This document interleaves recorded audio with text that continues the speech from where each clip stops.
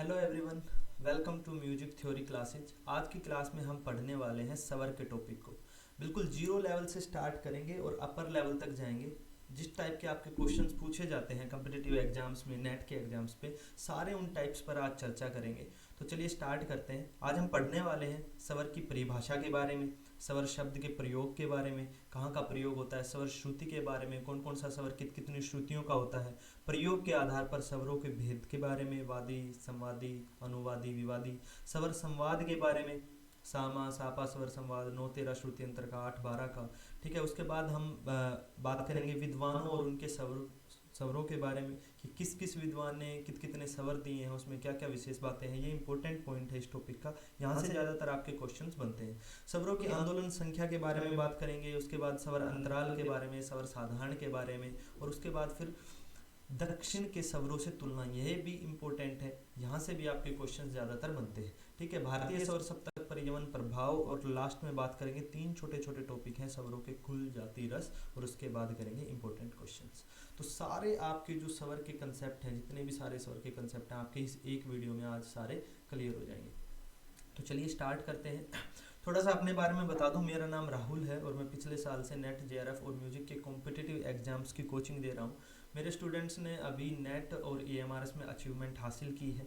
ये मेरा बैच है जहाँ पे मैं नेट, जेआरएफ की कोचिंग के साथ साथ सारे कॉम्पिटिटिव एग्जाम्स की तैयारी करवाता हूँ। और पिछले बैचेस की तरह ये भी गारंटी बैच है। गारंटी बैच किस चीज़ का, कि हम 100 में से 90+ क्वेश्चंस जो आएंगे वो क्वेश्चन आएंगे जो हम आपकी तैयारी करवाएंगे इस बैच में। ठीक है, पिछले भी हमारे गारंटी बैच थे, ये भी हमारा गारंटी बैच है। 100 में से कोई भी पेपर हो, चाहे डीएसएस भी हो, केवीएस हो, नेट जेआरएफ का हो, 100 में से 90+ क्वेश्चंस वो आएंगे जो हम आपको बैच में करवाएंगे। ठीक है, ये 20 बुक्स हैं जहाँ से हम आपको मटेरियल देते हैं। 20-22 बुक्स हैं ये, जो इम्पोर्टेंट बुक हैं म्यूजिक के किसी भी कॉम्पिटिटिव एग्जाम्स की तैयारी करने के लिए। तो चलिए स्टार्ट करते हैं स्वर शब्द को। स्वर शब्द की परिभाषा है, स्वर का अर्थ है सौ प्लस रे, मतलब स्वर राजते, मतलब जो स्वर रंजकता प्रदान करता हो, वो ध्वनियाँ जो स्वर सुनने में मधुर लगे, सामने वाले को मन को प्रसन्न करे, चित्त को आकर्षित करे, उन ध्वनियों को क्या कहते हैं, स्वर कहते हैं। अब भारतीय संगीत में कितने स्वर हैं? 7 स्वर माने गए हैं भारतीय संगीत में, सारे गामा पाधा नी। ये 7 स्वर की भी आगे जाके 2 कैटेगरी बन गई। कौन कौन सी? शुद्ध स्वर और विकृत स्वर। शुद्ध स्वर क्या होते हैं? 22 श्रुतियों में से 7 श्रुतियों को चुन लिया गया जिनको शुद्ध श्रुति बोला गया। देखिए बताता हूँ, जैसे एक सप्तक है, ये एक सप्तक है, इसमें 22 श्रुतियाँ थी। एक सप्तक में 22 श्रुतियाँ होती हैं। विद्वानों ने देखा कि 22 श्रुतियों में से कुछ श्रुतियाँ ऐसी हैं जिनका व्यवहारिक तौर पर बार बार बार बार सबसे ज़्यादा प्रयोग हो रहा है, मतलब जो श्रुतियाँ सबसे ज़्यादा प्रयोग की जा रही थी उनको स्वर नाम दे दिया, शुद्ध स्वर कह दिया उनको। अब वो श्रुतियाँ कितनी थी? वो 7 ऐसी श्रुतियाँ थी जिनका बार बार सबसे ज़्यादा प्रयोग हो रहा था। उन 7 श्रुतियों को विद्वानों ने क्या नाम दे दिया? शुद्ध स्वर दे दिया, शुद्ध स्वर। अब विद्वानों ने देखा, कुछ समय के बाद आगे चल के देखा कि कुछ श्रुतियाँ ऐसी हैं जिनका इन 7 शुद्ध स्वरों के आसपास की ही कुछ श्रुतियाँ ऐसी हैं जिनका प्रयोग इन 7 स्वरों से तो कम, लेकिन बाकी की जो बच गई उन श्रुतियों से ज़्यादा हो रहा है था, मतलब बीच की कंडीशंस में थी वो। तो वो कितनी श्रुतियाँ थी? वो श्रुतियाँ थी 5 श्रुतियाँ। ठीक है, अब इनका इन 7 श्रुतियों से कम जो प्रयोग हो रहा था, तो इस वजह से इनको शुद्ध स्वर का नाम नहीं दे सकते थे, इसलिए उनको नाम दे दिया विकृत स्वर का, विकृत स्वर का। अब ये जो 5 श्रुतियाँ थी, ये 7 शुद्ध स्वरों के आसपास ही थी। आसपास बोले तो कुछ श्रुतियाँ 7 स्वरों से नीचे थी, अपने शुद्ध अवस्था से नीचे थी, और कुछ श्रुतियाँ थी जो अपने शुद्ध स्वर से ऊंची थी। तो यहाँ से आपकी 2 कैटेगरी बन गई। जो नीची थी उनको कोमल बोला गया, और जो ऊंची थी उनको तीव्र बोला गया, तीव्र स्वर बोला गया। आगे समझ में सारे शुद्ध स्वर, विकृत स्वर कैसे बने, कोमल और तीव्र कैसे बने। ठीक है तो जो कोमल स्वर हैं, कोमल स्वर वो हैं जो अपनी शुद्ध अवस्था से नीचे चले जाते हैं। ठीक है, तो उनको वो कौन कौन से स्वर हैं? वो हैं आपके रे स्वर, गा स्वर, धा स्वर और नी स्वर। कोमल स्वरों की पहचान क्या है? कि स्वरों के नीचे जो है आपका पड़ी रेखा होती है, ये पड़ी रेखा स्वर के नीचे। ठीक है, ये आपकी कोमल स्वरों की पहचान है। उसके बाद तीव्र स्वर कौन कौन से थे? अकेला माँ ऐसा स्वर था जो तीव्र स्वर था। तीव्र स्वर की पहचान क्या है? स्वर के ऊपर खड़ी रेखा, ये। ठीक है, तो ये थे आपके शुद्ध स्वर और विकृत स्वर। विकृत स्वर में कोमल और आपके तीव्र स्वर। तो शुद्ध तथा विकृत स्वरों को मिलाकर कुल संख्या होगी आपकी स्वरों की 12। दो क्वेश्चंस बनते हैं यहाँ पर। जब आपसे पूछा जाए कि संगीत में कितने स्वर हैं तो उसका आंसर आएगा 7। लेकिन जब आपसे पूछा जाए कि संगीत में कुल कितने स्वर हैं, जब कुल शब्द का प्रयोग किया जाए तो आपको शुद्ध और विकृत दोनों को मिलाकर बताने हैं 12 स्वर। क्लियर? ठीक है। ये थी स्वरों की संख्या के बारे में थोड़ा सा बिल्कुल बेसिक सा। अब बात करते हैं कि स्वर शब्द का प्रयोग कहाँ कहाँ हुआ है, ग्रंथों में कहाँ कहाँ स्वर शब्द का मुख्य रूप से प्रयोग हुआ। तो 3 ऐसे स्थान हैं जहाँ पर स्वर शब्द देखने को मिला। कहाँ कहाँ? व्याकरण में देखने को मिला, वैदिक परंपरा में, और संगीत या गांधर्व में। व्याकरण में जैसे हम बचपन से सुनते आ रहे हैं, हिंदी भाषा के स्वर क्या हैं? ए आ ई ई 11 स्वर हैं। इंग्लिश के वोवल हैं ए आई ई ओ यू वो। तो व्याकरण में इस तरीके से स्वर शब्द का प्रयोग हुआ।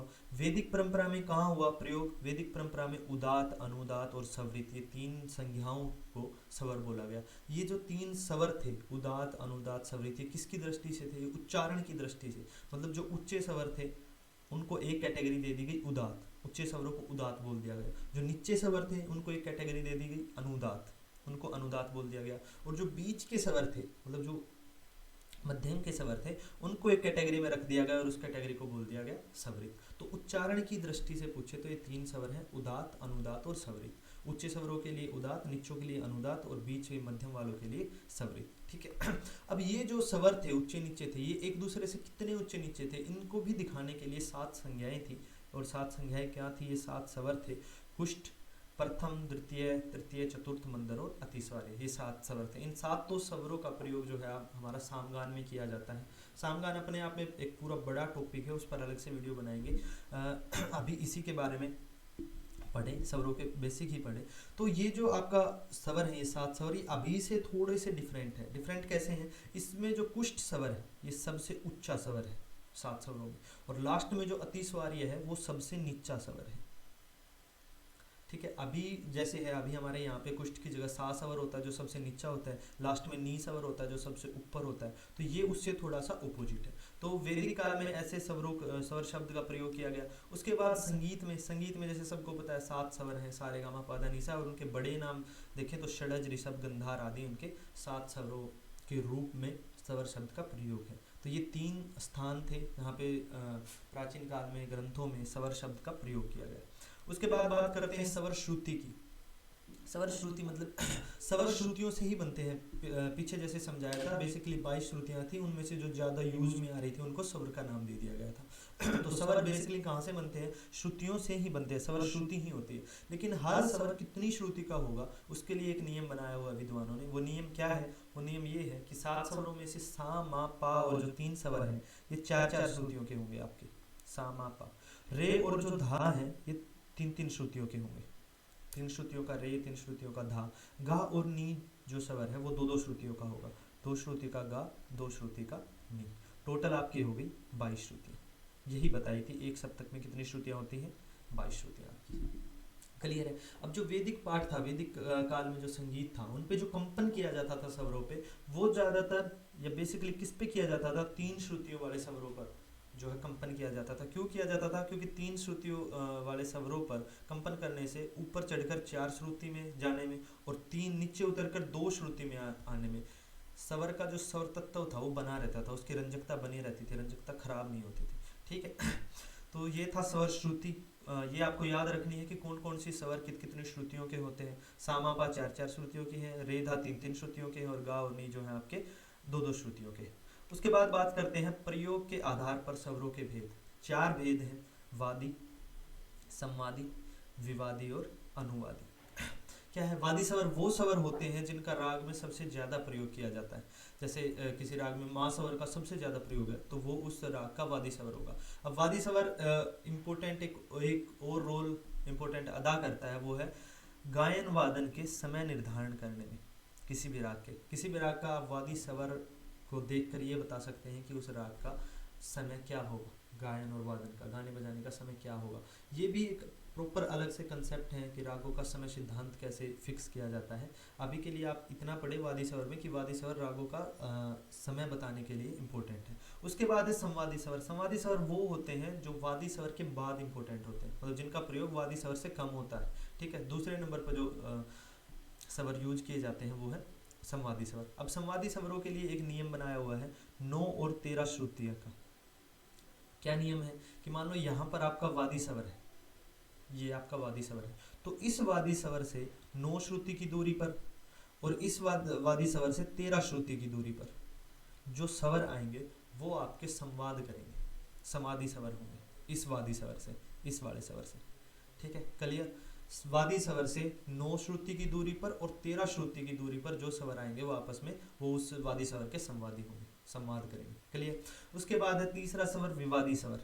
विवादी स्वर को शत्रु स्वर भी कहा जाता है। ये वो स्वर हैं जिनका राग में प्रयोग नहीं किया जाता, बेसिकली वर्जित जो स्वर होते हैं उनको विवादी स्वर कहते हैं। इसके लिए भी एक फॉर्मूला है, एक कंसेप्ट है कि वादी स्वर से 2 या 22 श्रुति की दूरी पर आपका विवादी स्वर होगा। लास्ट में है आपका अनुवादी स्वर। अनुवादी स्वर क्या होते हैं, जो वादी, संवादी और विवादी से अलग जो स्वर बच गए राग में वो सारे किसके अंदर आते हैं, अनुवादी के अंदर आते हैं।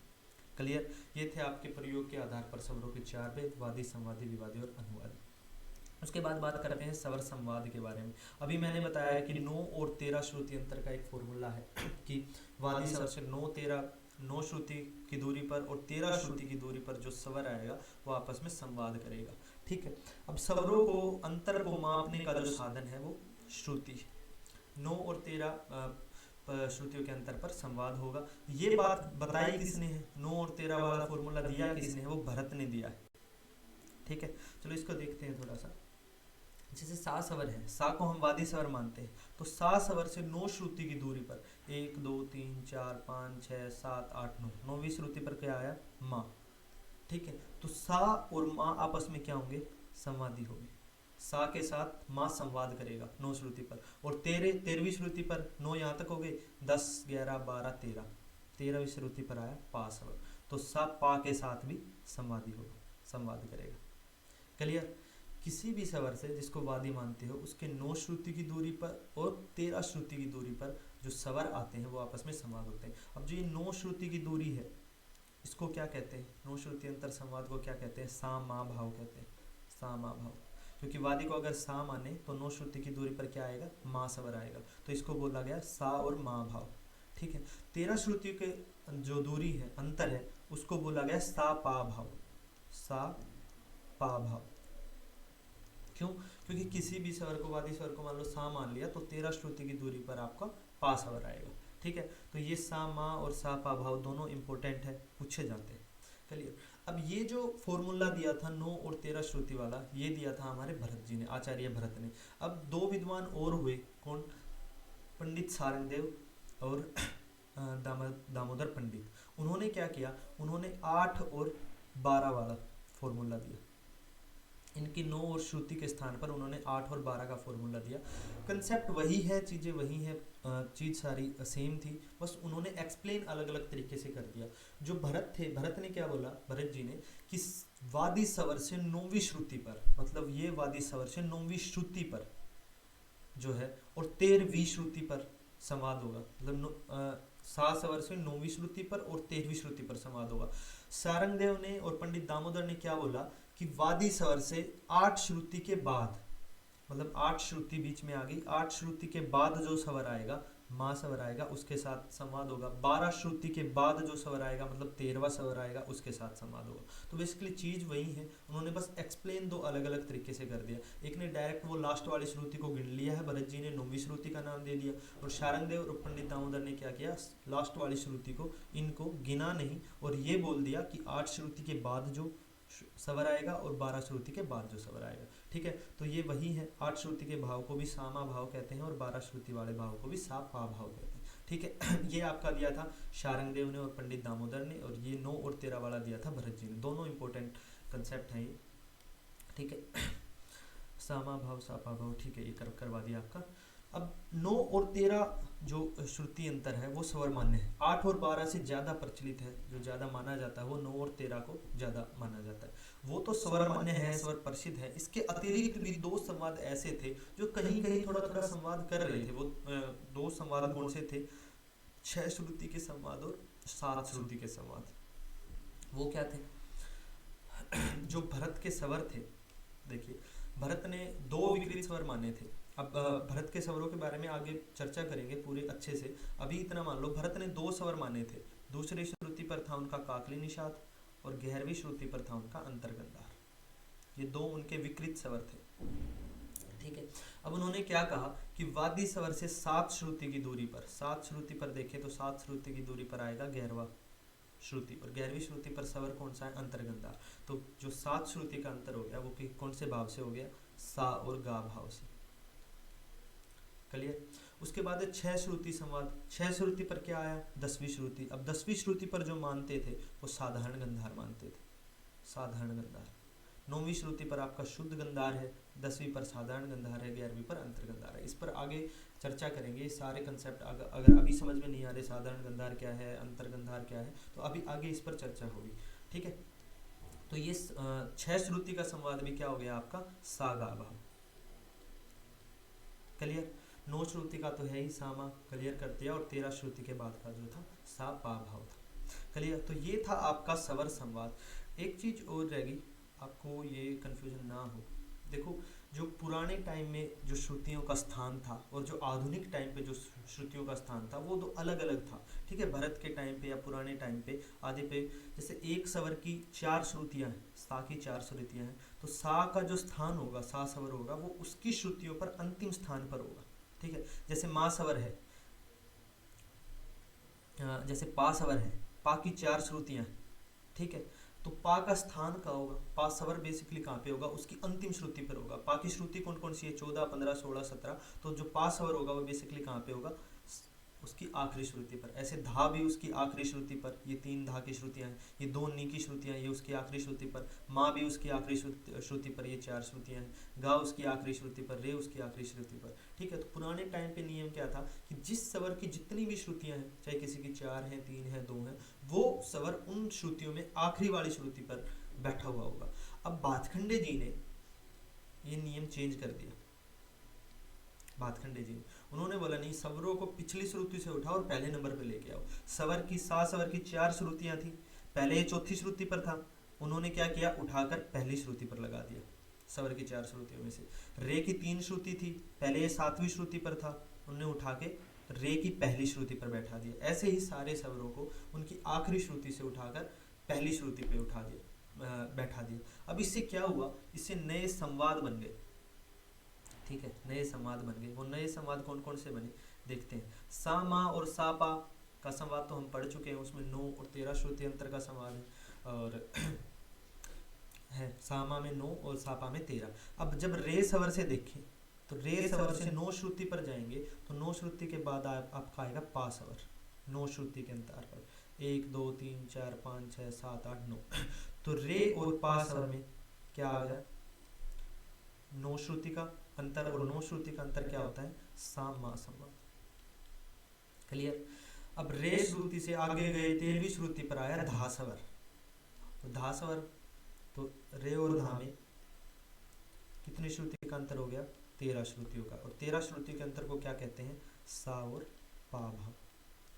क्लियर? ऐसे ही जब गा को उठाया तो गा से जो है सीधा 13वीं श्रुति पर कौन सा संवाद बना? सापा संवाद। 13वीं श्रुति पर जाके जो है स्वर मिला। जैसे गा से स्टार्ट करते हैं 1 2 3 4 5 6 7 8 9। 9 पर 17 श्रुति है, 7वीं श्रुति पर कोई भी स्वर नहीं है, तो गा के साथ सामा स्वर नहीं बन सकता, सामा भाव नहीं बन सकता। आगे गए 10 11 12 13, 13वीं श्रुति पर आ गया नी स्वर। नी और 13वीं श्रुति पर स्वर है, नी स्वर है, तो यहाँ पे बन गया गा और नी में भी बन गया 13 श्रुति का संवाद। और 13 श्रुति के संवाद को क्या कहते हैं? सा पा भाव। ऐसे ही माँ के साथ आगे जब गए 13 श्रुति आगे, तो तार सा के साथ उसका सा पा भाव बन गया। माँ और तार सा में भी 13 श्रुति का अंतर था, तो सा पा भाव बन गया। अब बेसिकली आपसे पूछ लिया जाए किसी भी स्वरों के बीच में क्या संवाद बन रहा है, तो उसका एक सिंपल सा फॉर्मूला क्या है कि आप दोनों स्वरों के बीच की श्रुतियों को निकाल लो। अगर 9 श्रुतियां आ रही हैं दोनों के बीच में तो सा मा भाव बनेगा, 13 श्रुतियां आ रही हैं तो सा पा भाव बनेगा, और अगर 6 या 7 श्रुतियां आ रही है तो सा और गा भाव बनेगा। ठीक है, तो ये आपके इंपॉर्टेंट है, आजकल क्वेश्चंस यहीं से आ रहे हैं, रे पा से रे धा गाना, गा और नी, माँ और सा से। ठीक है, कोई भी 2 स्वर दे दिए जाते हैं और उनमें पूछते हैं कि उनका संवाद बताइए, वो कितने श्रुति अंतर का संवाद है या क्या भाव है। ठीक है, क्लियर। तो ये था आपका स्वर संवाद। ये कुछ आपके इंपॉर्टेंट क्वेश्चंस हैं, पेपर के पॉइंट ऑफ व्यू से वेरी वेरी इंपॉर्टेंट है। ठीक है, स्वर शब्द का सर्वप्रथम व्याख्या किसने की थी?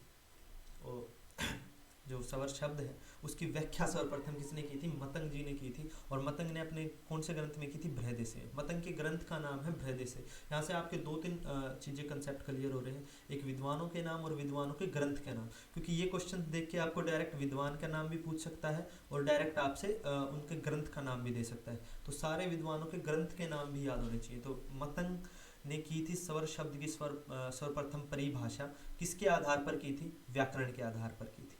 देखिए, जो मतंग थे उन्होंने ग्रंथ लिखा था 6ठी शताब्दी में, जो भरत थे उन्होंने ग्रंथ लिखा था 4थी शताब्दी में। तो आए तो भरत पहले थे, स्वर उन्होंने भी बताए थे, 9 स्वर बताए थे, मतंग ने भी स्वर बताए, लेकिन जो एक्सप्लेन किया स्वर शब्द को, देखो स्वर शब्द को जो एक्सप्लेन किया वो मतंग ने किया था। भरत जी ने केवल ये बता दिया था कि 9 स्वर होते हैं, 7 स्वर होते हैं, विकृत 2 विकृत स्वर होते हैं, लेकिन उन्होंने बताया नहीं, स्वर शब्द को डिफाइन नहीं किया। तो स्वर शब्द को जो डिफाइन किया सबसे पहले हमारे इतिहास में, वो किया था मतंग जी ने। और किसके आधार पर किया था? स्वरों का 3 प्रकार से प्रयोग होता था, व्याकरण, वैदिक काल और संगीत में। उन्होंने व्याकरण के आधार पर स्वर को डिफाइन किया था सबसे पहले। क्लियर। स्वरों के षडज ऋषभ नाम जो है, षडज ऋषभ गंधार मध्यम, ये जो बड़े नाम हैं ये किसने दिए थे? ये नारद ने दिए थे, और उनके ग्रंथ का क्या नाम था? नारदीय शिक्षा। नारदीय शिक्षा में उन्होंने दिए थे। उसके बाद है स्वरों के छोटे नाम, सारेगा, ये किसने दिए? शारंगदेव ने दिए। शारंगदेव के ग्रंथ का नाम संगीत रत्नाकर। उसके बाद विकृत स्वरों का उल्लेख है, विकृत शब्द, अब शारंगदेव आए थे वो 13वीं शताब्दी में आए थे, 13वीं शताब्दी में, लेकिन उनसे पहले जितने थे उन्होंने सिर्फ बता दिया कि विकृत स्वर हैं, शुद्ध स्वर हैं। ठीक है, उनका उल्लेख किसने किया? शारंगदेव ने, उनके ग्रंथ में संगीत रत्नाकर। क्लियर। वादी, संवादी, विवादी, अनुवादी का उल्लेख भी किसने किया? शारंगदेव ने किया, संगीत रत्नाकर में किया। विकृत स्वरों के रसों का वर्णन किसने किया? अहोबल ने किया। अहोबल के ग्रंथ का नाम है संगीत परिजात। ठीक है, बेसिकली सारे जो विद्वानों ने है शुद्ध स्वरों के रस बताए थे, सारे गामा पाधानी इनके रस बताए थे। जो विकृत स्वरों के रस बताए थे, कोमल रे, कोमल गा, त्युरमा आदि के जो रस बताए थे वो अहोबल जी ने बताए थे। इंपॉर्टेंट क्वेश्चन है, और उनके ग्रंथ का नाम है संगीत परिजात। देखिए, जो संगीत रत्नाकर ग्रंथ है आपका, वो हमारे म्यूजिक में, उत्तरी म्यूजिक में भी और दक्षिणी संगीत में भी, दोनों में एक महत्वपूर्ण जो है भूमिका अदा करता है। इसको सबसे मतलब अच्छा सर्वमान्य ग्रंथ जो है माना जाता है पंडित शारंगदेव का। क्लियर। तो ये थे आपके कुछ इंपॉर्टेंट क्वेश्चंस। आगे बात करते हैं।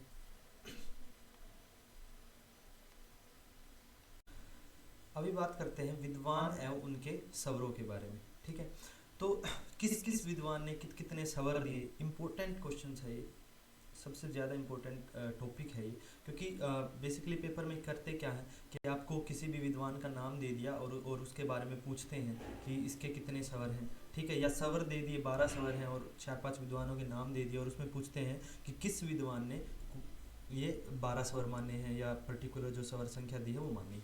ठीक है, तो ये याद करनी है सारी आपने कि किस किस विद्वान ने कितने स्वर माने हैं। ठीक है, अब इनका एक कंसेप्ट ये है, एक फॉर्मूला ये है कि किसी भी विद्वान ने चाहे कितने भी स्वर माने हों, चाहे 9 माने हो, 12 माने हो, 14 माने हो, 17 माने हो, 18 माने हो, कितने भी स्वर माने हो, सभी विद्वानों ने शुद्ध स्वरों की जो संख्या है वो 7 ही रखी। शुद्ध स्वर जो है सबने 7 ही रखे। जैसे भरत ने 9 स्वर माने तो उन्होंने शुद्ध स्वर रखे 7 और बच गए 2 वो विकृत। इन्होंने 12 माने तो 12 में 7 शुद्ध थे और बचे हुए क्या थे? विकृत थे। ठीक है, ऐसे ही जिन्होंने 14 स्वर माने उन्होंने उनमें 7 शुद्ध थे और बचे हुए 7 विकृत थे। ठीक है, तो ये एक फॉर्मूला था शुद्ध और विकृत का। तो अभी बात करते हैं, जैसे 9 स्वर हैं वो भरत ने माने हैं, 7 शुद्ध हैं, 2 विकृत हैं। 12 स्वर किस किस ने माने हैं? भातखंडे जी ने माने हैं। भातखंडे जी ने क्या किया था? श्रुतियों को आखिरी स्थान से उठाकर पहले स्थान पर ले आए थे। दतिल ने माने हैं। दतिल कौन थे? ये भरत के पुत्र थे, ठीक है, दतिल, इन्होंने माने हैं। श्रीनिवास जी ने माने हैं 12, वेंकटमुखी ने माने हैं। 14 स्वर आपके मान्य हैं रामामात्य ने, श्रीकंठ ने। 17 स्वर आपके मान्य हैं कवि लोचन ने। 18 स्वर मान्य हैं पुंडरीक विठल ने। 19 स्वर मान्य हैं आपके शारंगदेव ने, विष्णु दिगंबर पुलिस्कर ने और दामोदर पंडित ने, ठीक है, 19 स्वर मान्य हैं। 22 स्वर मान्य हैं आपके सोमनाथ ने, इंपॉर्टेंट है, बहुत सारे क्वेश्चन आते हैं सोमनाथ से। 29 स्वर मान्य हैं आपके अहोबल ने, इस वाले से भी ज़्यादातर क्वेश्चन आते हैं। अभी डिस्कस करेंगे क्या क्या इन्होंने स्वर, क्या क्या विशेष बताए हैं। और लास्ट में 42 स्वर मान्य हैं आपके भावभट्ट जी ने, ठीक है। तो ये स्वर संख्या आपको याद करनी है, डायरेक्ट यहाँ से क्वेश्चंस आते हैं। ऐसे अलग अलग याद करोगे कि भातखंडे ने 12 माने, रामामात्य ने 14, फिर दतिल ने 12, तो ऐसे थोड़ा सा मुश्किल होता है। ऐसे टेबल बनाओ सारी की सारी, कितने स्वर माने गए हैं और उसके सामने जो है आपके विद्वानों के नाम लिखे, ठीक है। अब इनके विद्वानों के स्वर के बारे में थोड़ी सी चर्चा करते हैं, ठीक है। भरत के स्वर, अब भरत ने बताया कुल कितने स्वर माने? टोटल उन्होंने 9 स्वर माने। 9 में से 7 शुद्ध हो गए स्वर और बचे 2 विकृत स्वर, ठीक है।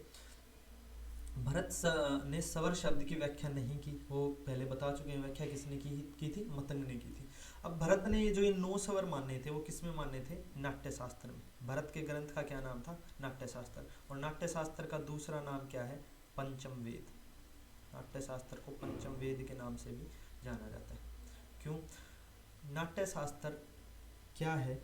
बेसिकली हमारे संगीत की जो लिखित सामग्री हमें प्राप्त हुई वो सबसे पहले नाट्य शास्त्र में प्राप्त होती है। नाट्य शास्त्र बेसिकली तो नाटक का ग्रंथ था, सारे उसमें नाटक का पूरा ग्रंथ था, लेकिन उसके 28 से लेकर 33वें अध्याय तक इन 6 अध्यायों में संगीत का वर्णन किया गया, संगीत के बारे में बताया गया है, ठीक है। तो ये संगीत की दृष्टि से एक महत्वपूर्ण ग्रंथ है। यहाँ से क्वेश्चंस आते हैं। इसके टोटल इसमें 36 अध्याय हैं। 36 अध्याय में से 28 के से लेकर 33 इन 6 अध्यायों में संगीत का वर्णन है, बाकी के सारे में जो है नाटक का वर्णन है। क्लियर? इसको पंचम वेद भी बोला जाता है। इनके जो 2 स्वर हैं, विकृत स्वर हैं, वो काकली निषाद और अंतर्गंधार हैं। काकली निषाद और अंतर्गंधार, काकली निषाद दूसरी श्रुति पर है बताया था और अंतर्गंधार 11वीं श्रुति पर स्थित है। और दोनों जो है काकली निषाद और अंतर्गंधार दोनों 4 श्रुतियों के। क्लियर? इन्हें शुद्ध स्वर, इन्होंने शुद्ध स्वर को उसकी अंतिम श्रुति पर माना है।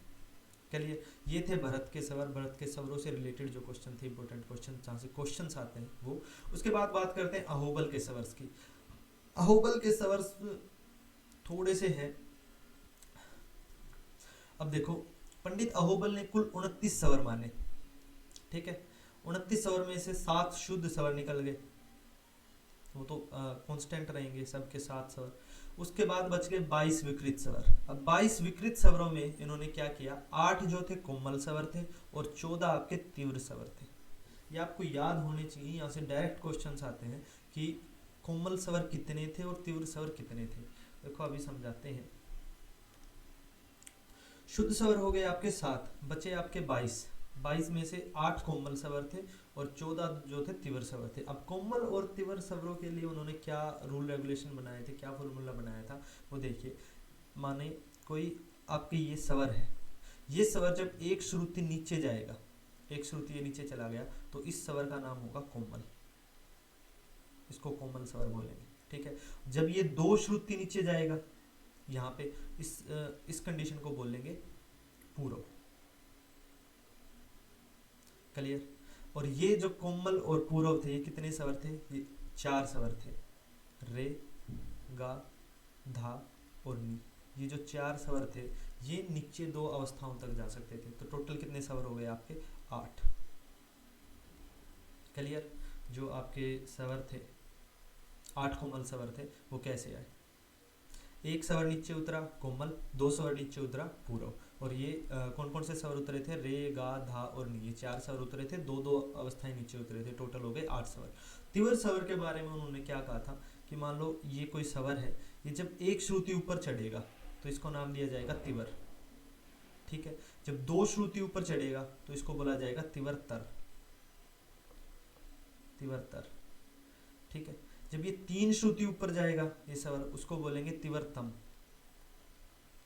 तिवर्तम। और जब ये 4 श्रुति उठकर ऊपर जाएगा तो उसको बोलेंगे अति तिवर्तम, अति तिवर्तम। क्लियर?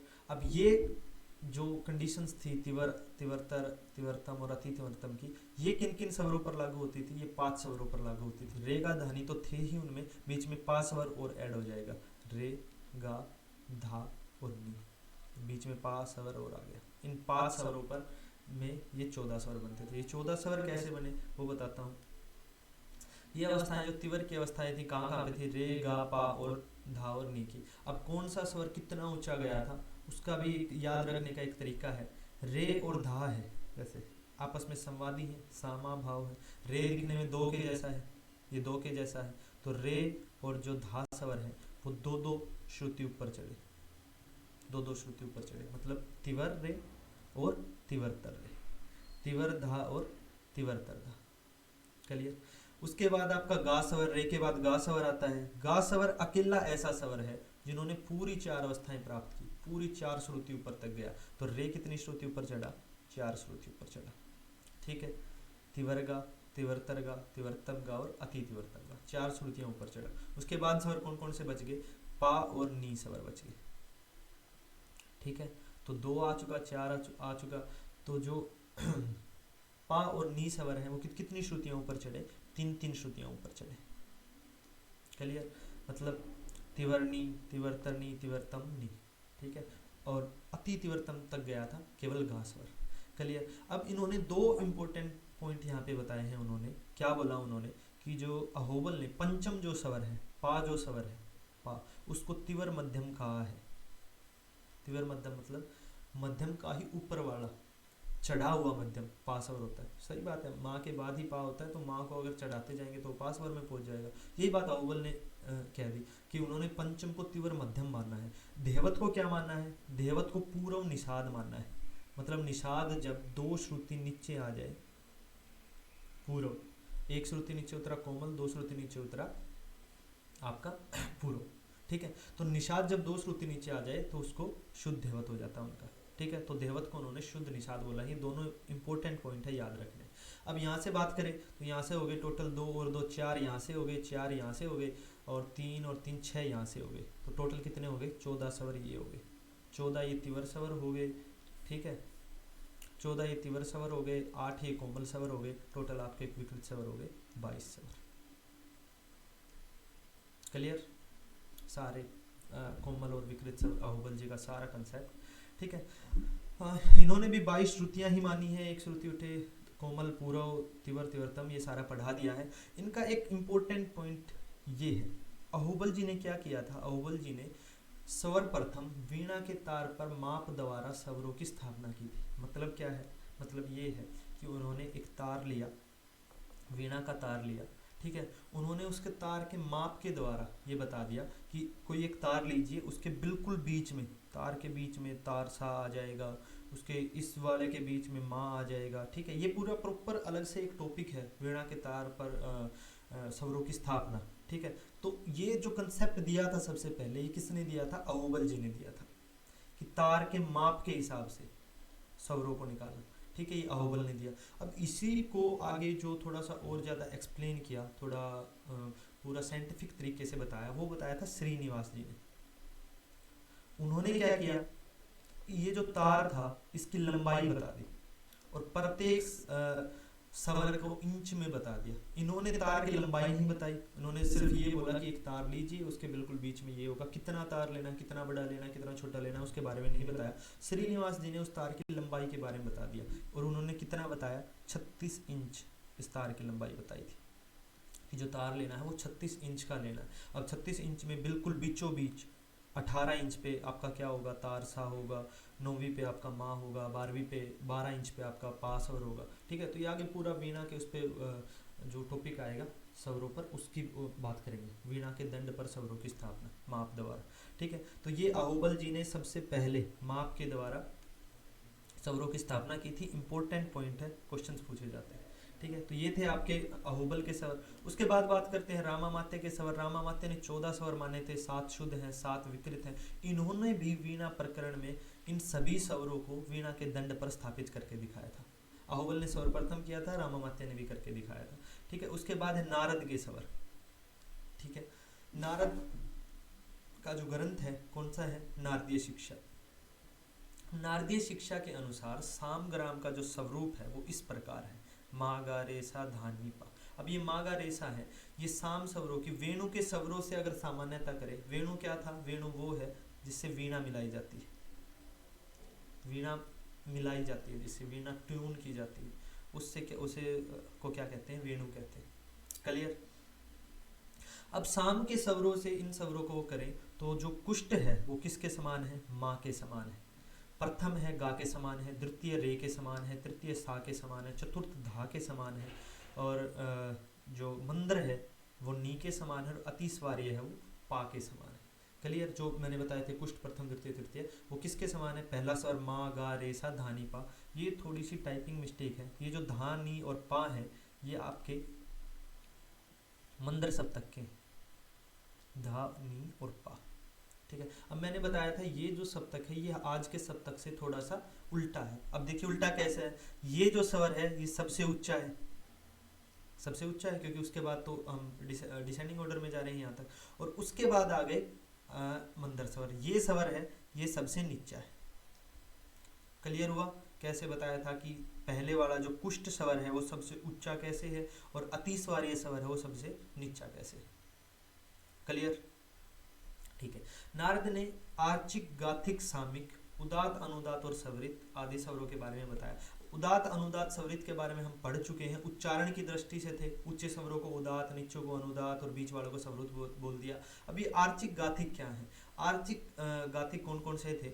जिनमें, जिस गायन में एक स्वर का प्रयोग किया जाए, ये संख्या के आधार पर थे, जिनमें एक स्वर का प्रयोग किया जाए उनको आर्चिक बोलते थे। एक स्वर का प्रयोग कहाँ होता था? मंत्रों के उच्चारण में मंत्र बोलते थे, एक ही स्वर में बोलते हैं मंत्र, जैसे ओम भूर्भुवस्सुः तत्सवितुर्वरेण्यं भर्गो देवस्य धीमहि धियो यो न प्रचोदयात्, एक ही स्वर में बोलते हैं। जो पंडित लोग थे, जो विद्वान लोग थे, जब मंत्रों का उच्चारण करते थे एक ही स्वर में, तो उस गान को क्या कहेंगे? आर्चिक स्वर।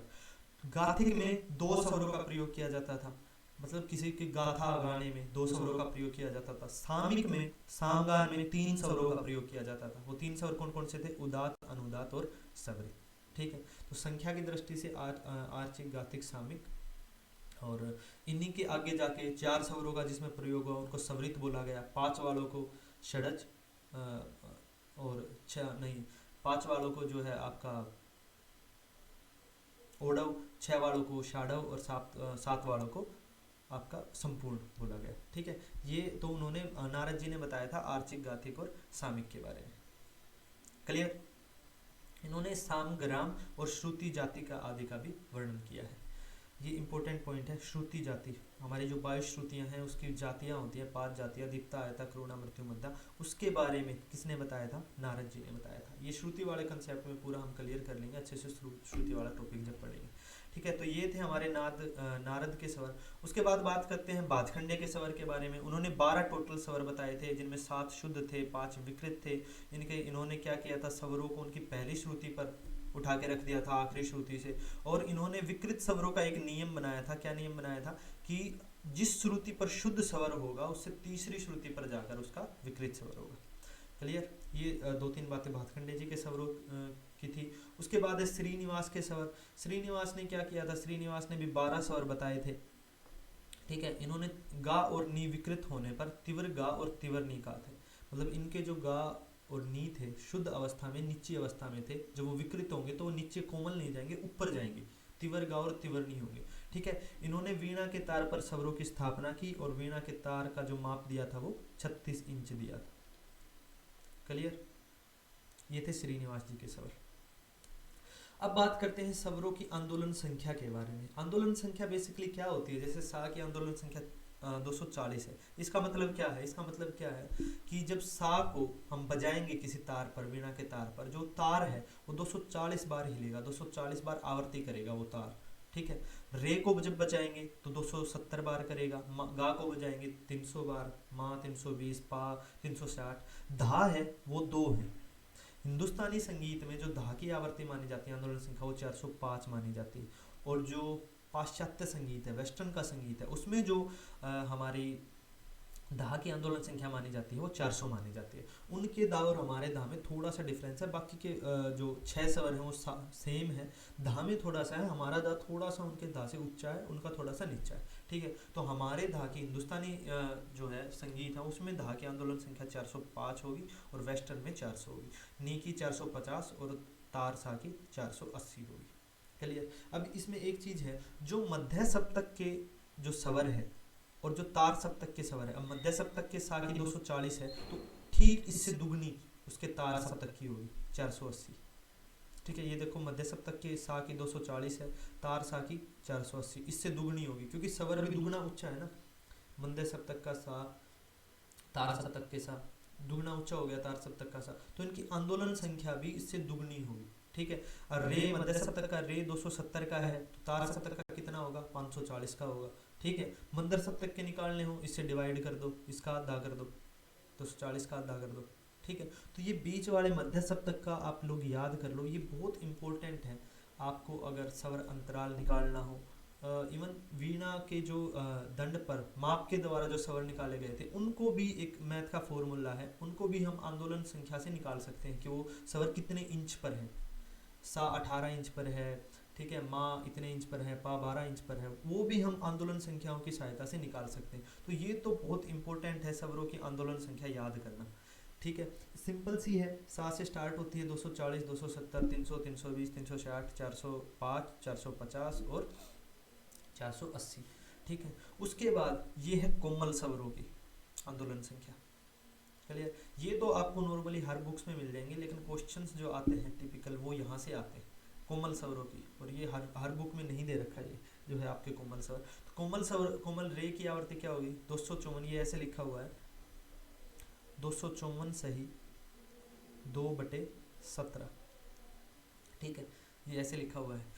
गा है स्वर, उस कोमल गा है वो 228, 288 उसकी आंदोलन संख्या है। तिवर माँ 338 सही 14/17, कोमल धा 391/3/17, और जो तिवर नी है वो है जो आपका 432 है उसकी आंदोलन संख्या। तो कोमल स्वरों की मस्ट आपको याद करनी है, इंपॉर्टेंट है, बिल्कुल याद करनी है, क्योंकि यहीं से ज़्यादा क्वेश्चंस आपके जो डायरेक्ट क्वेश्चंस पूछे जाते हैं वो यहीं से पूछे जाते हैं। और आंदोलन संख्या से हम अंतराल भी निकाल सकते हैं, उनका इंच भी निकाल सकते हैं, उनका माप भी निकाल सकते हैं, क्लियर।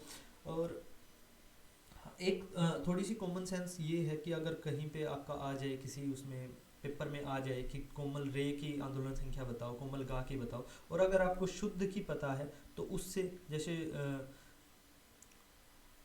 हाँ ये शुद्ध गा है 300, कोमल उससे थोड़ा सा नीचे होगा 288, ऐसे ही शुद्ध रे है 270, कोमल रे उससे थोड़ा सा नीचे होगा 254, तो ऐसे भी थोड़ा सा आप अंदाजा लगा सकते हो, ठीक है। तो ये थी स्वरों की आंदोलन संख्या। उसके बाद बात करते हैं स्वर अंतराल पर। स्वर अंतराल क्या होता है बेसिकली, ठीक है, कि स्वरों के बीच का अंतराल कितना है। हुआ क्या था, विद्वानों ने देखा कि सा स्वर की जो मध्य सप्तक के सा स्वर की जो आंदोलन संख्या है 240 है, मध्य सप्तक के रे स्वर की आंदोलन संख्या है 270 है, डिफरेंस इनका अंतराल डिफरेंस कितना आया 30, आवर्ती का डिफरेंस आ गया, ठीक है। तार सप्तक के जो सा स्वर है उसकी है 480, तार सप्तक का जो रे है उसकी है 540, इनका जो डिफरेंस आया उनका डिफरेंस आया 60। अब जो है स्वर तो सेम है, सा और रे के बीच में 4 श्रुतियों का अंतर है, तार सप्तक के सा और रे के बीच में भी 4 श्रुतियों का अंतर है। जब अंतर सेम है तो अंतराल जो है वो डायरेक्ट संख्या में निकाल रहे थे तो अलग अलग आ रहे थे, ठीक है, अलग अलग का याद करना मुश्किल था। तो उन्होंने क्या किया, उन्होंने डायरेक्ट ना निकाल कर, डायरेक्ट उनको ना रखकर, संख्या को ना रखकर उनका अनुपात रख लिया, ठीक है। अनुपात कैसे रखा कि उन्होंने जैसे सा और रे का अंतराल बताना है तो अनुपात में रख दिया। अनुपात का एक सिंपल सा फॉर्मूला क्या है कि बड़ी वाली संख्या है उसको ऊपर रखो, छोटी वाली संख्या उसको नीचे रखो, दोनों को काट दो, 3 से कट गए, क्या बचा 9/8, ये अंतराल आ गया आपका सा और रे के। ये सा है, ये रे, ठीक है। ऐसे ही जब तार सप्तक में गए, उसका अंतराल निकाला तो कैसा है, बड़ी वाली संख्या ऊपर 540 ऊपर रख दी, छोटी वाली नीचे 480 नीचे रख दी, दोनों को काटा, जो आया आपका 9/8 आया।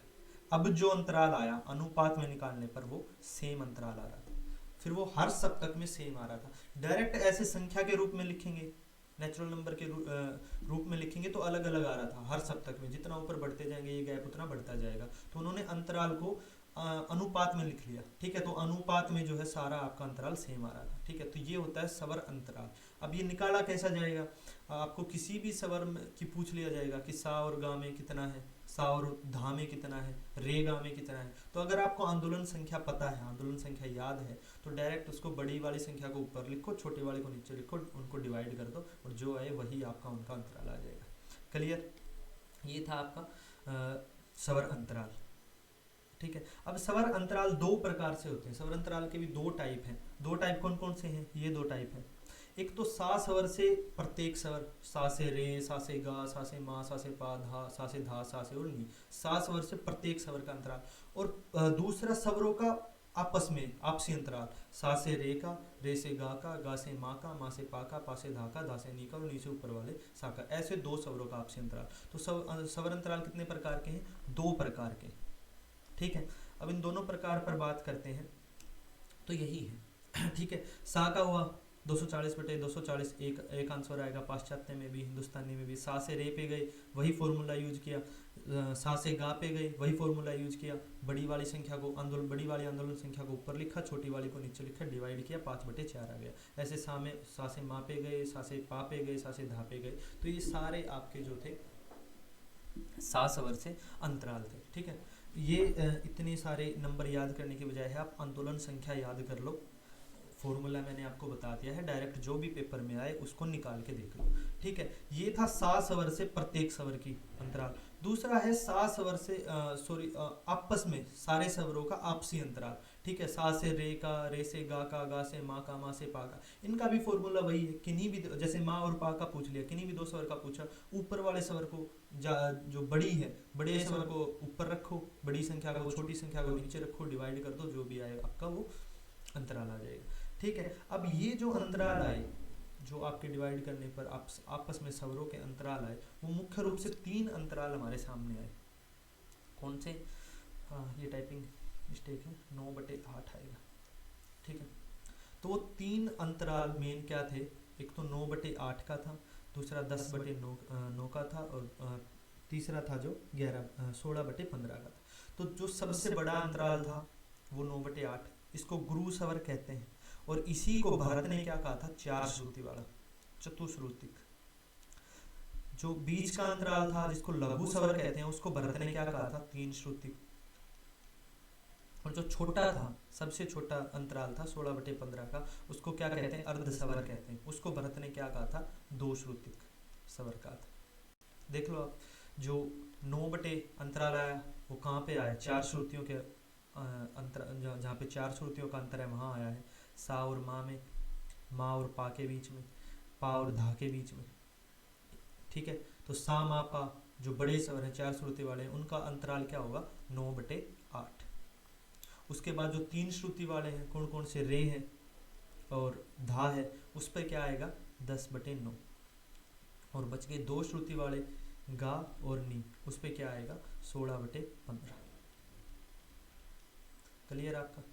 सा से लेकर रे पे गए तो बीच में कितनी श्रुतियां हैं, 4 श्रुतियां, सा और रे के बीच में, ठीक है। तो 4 श्रुतियों का गैप आया तो 9/8। रे से लेकर गा पे गए, कितनी श्रुतियों का अंतर है, 2 श्रुतियों का अंतर है, तो 3 श्रुतियों का अंतर है, 3 श्रुतियों में क्या आया, 10/7। गा से लेके मा पे गए, कितनी श्रुतियां हैं, 2 श्रुतियां, 2 श्रुतियों का अंतर होगा आपका 16/15।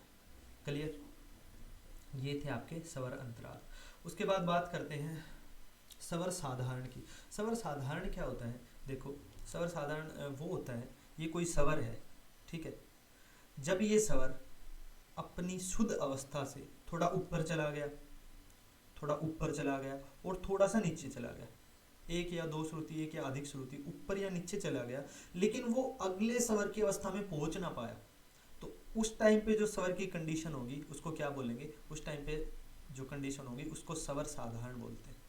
स्वर साधारण, समझ में आ गया कि जब कोई स्वर अपने स्थान से एक या दो श्रुति चढ़ या उतर जाता है लेकिन वो अगले स्वर में पहुंच नहीं पाता, तो उस अवस्था को क्या कहते हैं, स्वर साधारण कहते हैं। बिल्कुल सिंपल सा है। अब स्वर साधारण दो प्रकार के हैं, साधारण दो प्रकार के होते हैं। पहला है स्वर साधारण, दूसरा है जाति साधारण। स्वर साधारण क्या होता है, रागों के आलाप में होने वाले साधारण को स्वर साधारण कहते हैं।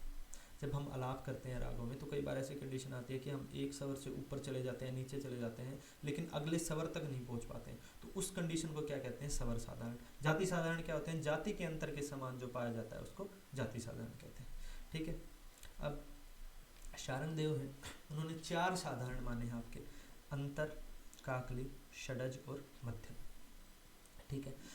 हुआ क्या, निषाद स्वर जब षडज की पहली श्रुति पे आ गया और ऋषभ षडज की आखिरी श्रुति पर आ गया, समझाता हूं क्या हुआ। जैसे सा स्वर है, सा स्वर की श्रुतियां कितनी है, चार श्रुतियां हैं सा स्वर की, ये चार श्रुतियां मान लो।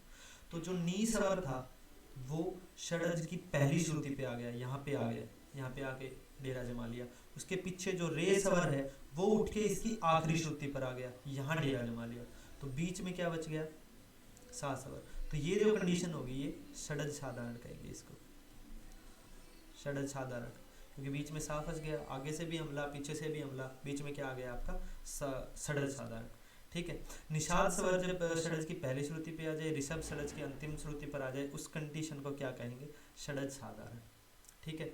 दूसरी एक साधारण है वो है मध्यम साधारण।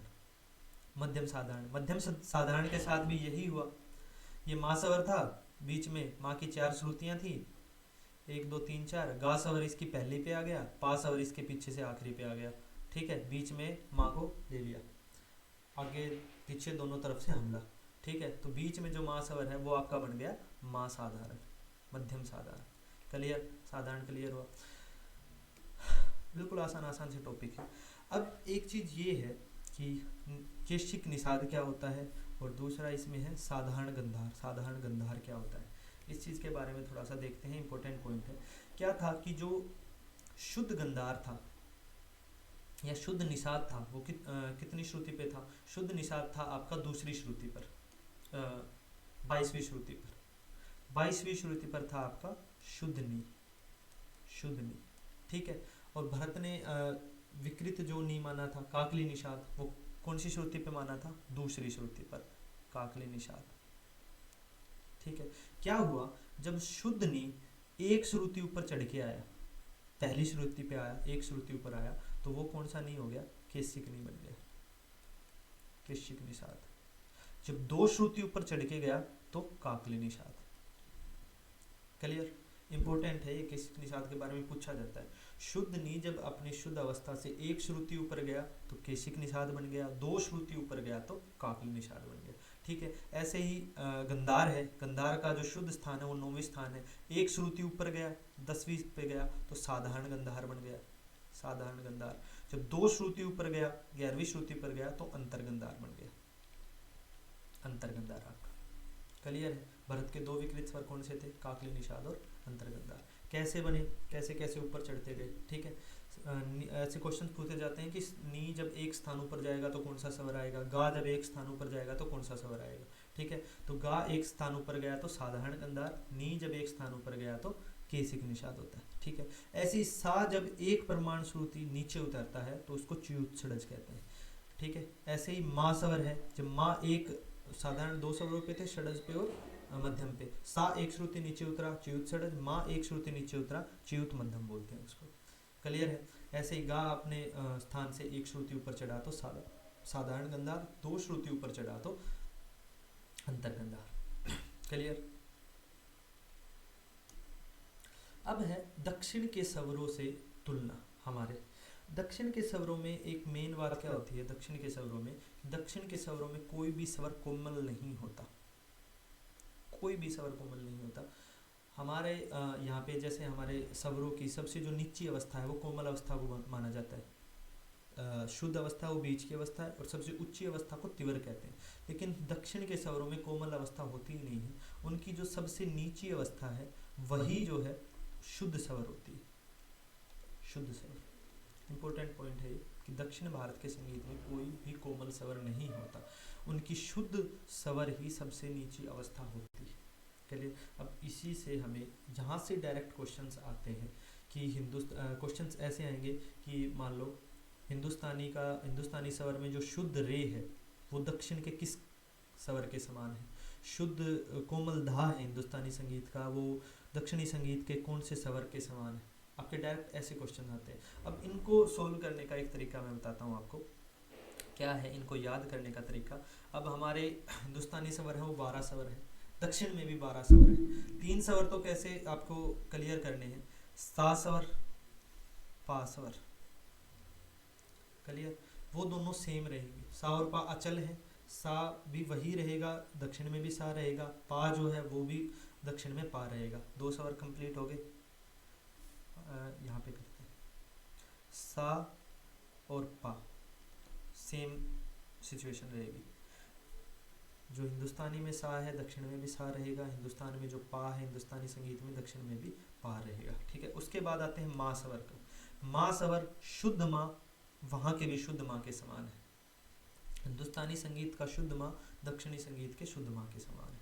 क्लियर, तो माँ जो है शुद्ध माँ के समान है। क्लियर, हमारे यहाँ पे तीव्र माँ बोलते हैं, उनके वहां पे तीव्र को प्रति कहते हैं, प्रतिमा, ये प्रतिमा आ गया। क्लियर, देखो शुद्ध मध्यम के स्थान पर शुद्ध मध्यम, ये तीव्र मध्यम है, तीव्र मध्यम के स्थान पे आ गया प्रतिमा। क्लियर, 4 आपके हो गए स्वर। क्लियर, बचे 8 स्वर। 8 स्वर में क्या है, कोमल रे, कोमल गा, शुद्ध रे, शुद्ध गा। अब इन स्वरों की 3 अवस्थाएं थी। गा और नी की 3 अवस्थाएं मैंने आपको बता दी। गा की कहाँ चले गए, ये गा और नी स्वर की 3 अवस्थाएं मैंने आपको बता दी। गा स्वर सबसे पहले क्या था, शुद्ध गा स्वर आएगा, 1 श्रुति ऊपर चढ़ा केशिक गा स्वर आएगा, और 2 श्रुति ऊपर चढ़ा काकली गा स्वर आएगा। सॉरी नी की बता दिया। गा स्वर है, 1 स्वर ऊपर चढ़ा साधारण गंधार आएगा, 2 श्रुति ऊपर चढ़ेगा अंतर्गंधार आएगा। क्लियर, ये 3 अवस्थाएं थी। ऐसे ही नी की 3 कंडीशन थी, पहले रहेगा शुद्ध रहेगा नी, उसके बाद आएगा 1 श्रुति ऊपर जाएगा केशिक नी होगा, ठीक है, 2 श्रुति ऊपर जाएगा काकली निषाद होगा। क्लियर, 3 स्वर हो गए आपके, कितने हो गए, 5 स्वर क्लियर हो गए। उसके बाद है रे और धा। रे और धा की जो दक्षिणी संगीत में जो बांटी गई है कैटेगरी, वो कैसे बांटी, एक तो शुद्ध रे, उसके बाद 4 श्रुति वाला रे और 6 श्रुति वाला रे। ऐसे ही शुद्ध धा, उसके बाद 4 श्रुति वाला धा और उसके बाद 6 श्रुति वाला धा। क्लियर, अभी इसमें समझाते हैं। ये चीजें सारी क्लियर हो गई आपको। गा का मैंने पहले बता दिया था, सा और पा सेम रहते हैं, माँ शुद्ध माँ सेम रहेगा। हमारे यहाँ पे तीव्र माँ है, उनके वहाँ पे प्रतिमा है। ठीक है, ये 4 तो बिल्कुल आसान है, सेम है याद करने के। उसके बाद गा नी और रेधा बच गए। गा नी की 3 अवस्थाएं बता दी थी, शुद्ध गा, साधारण गा, अंतरगा। ऐसे ही नी की शुद्ध नी, केशिक नी और काकली नी। ऐसे ही रे और धा की भी 3 कंडीशन है, शुद्ध रे, उसके बाद 4 श्रुति वाला रे और 6 श्रुति वाला रे। ऐसे ही शुद्ध धा, 4 श्रुति वाला धा और 6 श्रुति वाला धा। टेबल में देखते हैं कैसे है कि सा के समान आ गया सा। अब सा के बाद उनके वहां कोमल तो होता नहीं है, उनके वहां है शुद्ध रे सा के बाद। ठीक है, शुद्ध रे। अब शुद्ध रे की उसके फिर सारी रे की 3 कंडीशन लिख दो, शुद्ध रे, 4 श्रुति वाला रे और 6 श्रुति वाला रे।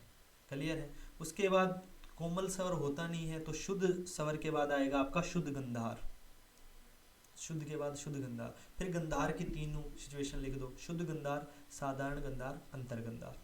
माँ और तीव्र माँ और पा वही अपने स्थान पे है। उसके बाद आएगा पा के बाद हमारे यहाँ पे आता है कोमल धा, उनके वहाँ कोमल होता नहीं है, तो उसके बाद आएगा शुद्ध धा। फिर धा की 3 कंडीशन लिख दो, शुद्ध धा, 4 श्रुति वाला धा और 6 श्रुति वाला धा। ठीक है। अब शुद्ध धा के जस्ट बाद आगे क्या आएगा, शुद्ध नी आएगा, क्योंकि नी कोमल होता नहीं है उनके वहाँ, तो शुद्ध नी, केशिक नी और काकली नी। ऐसे आपके पूरे 12 की 12 टेबल में जाएगी। पहले सा लिया, उसके बाद रे लिया, उसके बाद गा लिया, रे की 3 कंडीशन लिख दी, आगे आगे गा की 3 कंडीशन लिख दी, ठीक है। फिर माँ और पा अपने स्थान पर रहेंगे ही, शुद्ध माँ, प्रतिमा, पा। उसके बाद धा लिख दिया, उसके जस्ट बाद नी लिख दिया, पहले धा की 3 कंडीशन लिख दी और नी की 3 कंडीशन लिख दी। इनको अच्छे से टेबल में ऐसे बना के याद करवा देता हूँ।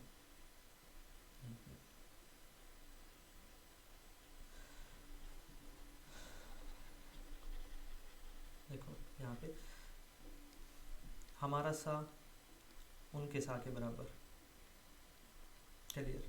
हमारा कोमल रे, उनके वहाँ पे कोमल होता नहीं है, तो शुद्ध रे, शुद्ध रे, क्लियर। हमारा शुद्ध रे, उनके वहाँ पे शुद्ध रे के बाद क्या आएगा, शुद्ध गा आएगा, शुद्ध गा आएगा, ठीक है। अब आगे कोमल गा, गा, मा, तिवर मा, पा, कोमल धा, धा, ये कोमल नी और नी, ठीक है। अब क्या है, रे की आगे 3 स्टेप में कंडीशन लिख दो, 4 श्रुति का रे, 6 श्रुति का रे, ठीक है। ये शुद्ध गा था, उसका आगे लिख दो, शुद्ध गा है जो आपका केशिक गा और काकली गा, क्लियर। माँ माँ के समान रहेगा ही, तिवर माँ है वो प्रतिमा के समान रहेगा, नाम बदल गया बस, प्रतिमा कर दिया। पा जो है वो पा ही रहेगा। पा के जस्ट बाद क्या आता है, हमारे यहाँ पे कोमल धा आता है, उनके वहाँ पे कोमल होता नहीं है, तो धा लिख दिया, शुद्ध धा, ठीक है। शुद्ध, और उनके शुद्ध धा के बाद जस्ट हमारे धा के स्थान पे क्या आएगा, शुद्ध नी, शुद्ध नी, क्लियर है। फिर धा की 3 कंडीशन लिख दो और आगे नी की 3 कंडीशन लिख दो। धा की 3 कंडीशन कहाँ पे आएगी, शुद्ध धा यहाँ पे आ जाएगा आपका 4 श्रुति वाला धा, यहाँ पे 6 श्रुति वाला धा। नी से आगे आएगा आपका 1 श्रुति ऊपर चढ़ा कैशिक नी और आपका काकली नी। यहाँ पे कैशिक और काकली नी साधारण और अंतर आएगा,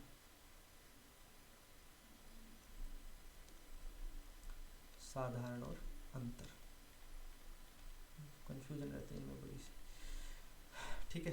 ये देखो आपकी, तो ऐसे आपको 12 स्वर जो है वो बनाने हैं, बिल्कुल सिंपल सा तरीका है। सा मा पा सेम सेम है, रे और गा, रे गा धानी की 3 कंडीशन है, वो बता दी कैसे रखनी है कैसे नहीं रखनी है, क्लियर। आई होप सारे कंसेप्ट आपको ये क्लियर हो गए होंगे इस वाले। क्वेश्चंस ज़्यादातर कहाँ पूछे जाते हैं, क्वेश्चंस ये पूछे जाते हैं कि हमारे शुद्ध गा है वो दक्षिण में किसके समान है, शुद्ध गा है वो विकृत के समान है, अंतर्गंधार। शुद्ध नी किसके समान है, काकली नी के समान है। अब ये जो 2 स्वर हैं इनकी 2 कंडीशन है। पूछ लें कि हमारा यहाँ पे हमारा जो शुद्ध धा है वो किसके समान है, तो ऑप्शन में अगर शुद्ध नी आ जाए तो भी ठीक है, और 4 श्रुति वाला धा आ जाए तो भी ठीक है। ऐसे ही नी की 2 कंडीशन है, इसको केशिक नी भी बोलते हैं और 6 श्रुति वाला धा भी बोलते हैं। ऐसे ही शुद्ध गा को शुद्ध गा भी बोलते हैं और 4 श्रुति वाला रे भी बोलते हैं, इसको साधारण गा भी बोलते हैं और 6 श्रुति का रे भी बोलते हैं। 2 कंडीशन है इसकी, ठीक है। आई होप ये समझ में आ गया होगा। अगले टॉपिक पे चलते हैं। अगला टॉपिक है हमारा भारतीय स्वर सप्तक पर यमन प्रभाव। इसमें मेनली आपको 2 चीज़ें याद रखनी है। जब विदेशियों ने आक्रमण किया था तो ईरानी संगीत भारत में आया था, ईरानी संगीत आया था भारत में। उन्होंने 2 ही चीज़ें याद रखनी है। ईरानी संगीत में क्या था, 24 श्रुतियाँ थी, हमारे यहाँ पे 22 हैं, उनके वहाँ पे 24 श्रुतियाँ थी। वो लोग श्रुतियों को क्या कहते थे, हंगाम कहते थे। स्वरों को क्या कहते थे, मुकाम कहते थे। बस ये 2 चीज़ याद रखनी है। श्रुतियों को हंगाम बोलते थे, स्वर को मुकाम बोलते थे, और उनके वहाँ पे श्रुतियाँ कितनी थी, 24 थी, 24 श्रुतियाँ थी। तो 2-2 श्रुति के 12 मुकाम हो गए, 12 स्वर हो गए, मतलब 2-2 हंगाम के 1-1 मुकाम, कुल 12 मुकाम थे। चलिए 2 ही चीज़ याद रखने हैं, श्रुतियों को हंगाम कहते थे, स्वरों को मुकाम कहते थे। आखिरी के टॉपिक पर आते हैं, स्वरों के कुल तथा कुल। जो सा मा पा है वो देवता योनि से जन्मे माने गए हैं, रे और धा है वो ऋषि कुल से उत्पन्न माने गए हैं, नी जो है वो असुर कुल का जन्म माना है, और पा है वो पितृवंश से जन्मा माना है। क्लियर है। इनके ज़्यादातर क्वेश्चंस आते नहीं हैं, लेकिन कभी कभी किसी किसी में आते हैं, तो ये कर लो। जाति की बात करें, सामापा है वो ब्राह्मण जाति के हैं 4 श्रुति वाले, रे और दा 3 श्रुति वाले क्षत्रिय जाति के हैं, गा और नी वैश्य जाति के हैं, और सभी कोमल जो स्वर है वो शूद्र जाति के। क्लियर। उसके बाद रसों की बात करें तो भरत ने ये रस दिए थे सारे के सारे 8 रस दिए थे भरत ने। ठीक है। सा और रे में कौन सा आएगा? रौद्र और अद्भुत रस। गा में करुण रस, माँ में हास्य और श्रृंगार रस, पा में वीर रस। ठीक है। धा में आएगा भयानक और विभत्स रस, और नी में वापस से आएगा आपका करुण रस। क्लियर। ये रस भी आपको याद करने हैं। और जो विकृत स्वर, ये इंपॉर्टेंट है, विकृत स्वरों का जो रसों का वर्णन किया था वो संगीत प्रिय जात ने किया था, और संगीत प्रिय जात किसने लिखी थी? अहोबल ने लिखी थी। क्लियर। तो ये थे आज के आपके सारे टॉपिक स्वर के। आई होप सारे आपके जो कंसेप्ट हैं, सारे आपके क्वेश्चंस हैं वो क्लियर हो गए होंगे। तो आप कमेंट करके बता सकते हैं कि अगली वीडियो आपको किस टॉपिक पे चाहिए, कौन से टॉपिक्स पे आपकी पकड़ नहीं है, कौन सा टॉपिक आपको समझना है, उसी टॉपिक पर हम अगली वीडियो बनाएंगे। और वीडियो अच्छी लगे तो हमारे चैनल को सब्सक्राइब कर लेना। और ये हमारा जो है टेलीग्राम चैनल है, यहाँ पे मैं आपके प्रैक्टिस के लिए क्वेश्चंस डालता रहता हूँ। सारे प्रैक्टिस के लिए आपके म्यूजिक के जितने भी पेपर हैं, जिस भी लेवल के पेपर हैं, सारे के यहाँ पे आपको PYQ वगैरह मिल जाएंगे। आपको जो है पोल वगैरह में क्वेश्चंस मिल जाएंगे प्रैक्टिस के लिए। हमसे कांटेक्ट करना हो तो ये ईमेल आईडी है, और ये मेरा फ़ोन नंबर है, व्हाट्सएप नंबर है। बैच से रिलेटेड कोई जानकारी आपको प्राप्त करनी हो तो यहाँ से आप कर सकते हैं। दूसरा, आगे आने वाली जितनी भी लाइव क्लासेज हैं या यूट्यूब की जितनी भी आपकी जो इन्फॉर्मेशन होगी वो मेरे इंस्टाग्राम से आपको मिलेगी, तो आप वहाँ पे जाके फॉलो कर लीजिए। सारी आपकी आगे आने वाली लाइव क्लासेज की जो इन्फॉर्मेशन है इंस्टाग्राम से मिलेगी। ओके। आई होप सबको स्वर का जो पूरा टोटल जो कंसेप्ट है वो समझ में आ गया होगा, और कोई क्वेश्चन आपका बचा नहीं होगा। ठीक है। तो कमेंट करके ज़रूर बताना कि अगली वीडियो किस टॉपिक पे चाहिए। Thank you.